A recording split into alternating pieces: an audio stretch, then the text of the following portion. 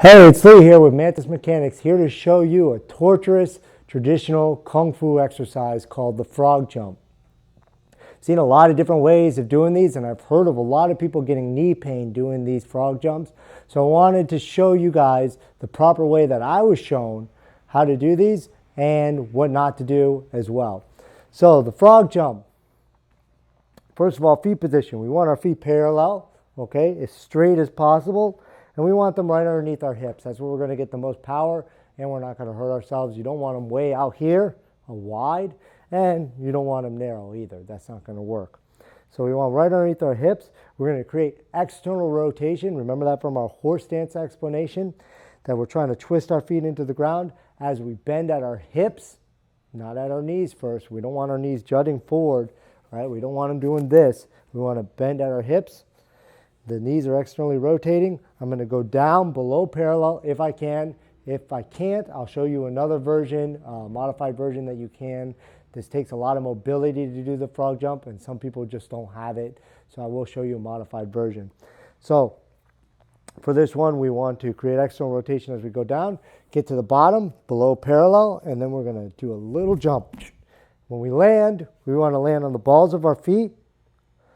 Create external rotation as we land and bend at the hip again and get ready for the next one. So we want to cushion our fall. A big mistake that people do when they do these frog jumps that I see is that they stay on the balls of their feet. This is no good. This is going to hurt your Achilles tendon over time. So you don't want to, I see this a lot with frog jumps. People go down and they do this.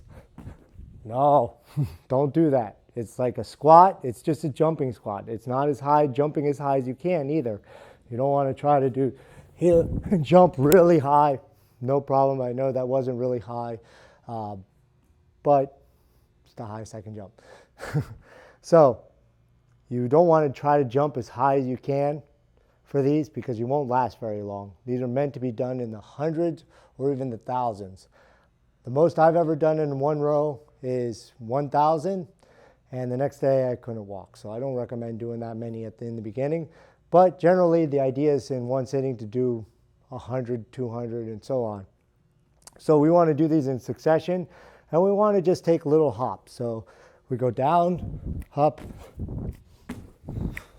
okay, just like that. Making sure you're landing properly. The legs are externally rotating. This is what makes it look like a frog, right? When I go like this, you can see my legs are outside. It looks kind of like a frog. If my legs are on the inside, they don't look like a frog. So these are why we call them frog jumps. 100. Okay, now I'm going to show you some examples of good frog jumps and examples of bad frog jumps. I hope you enjoy this video, and please subscribe for more.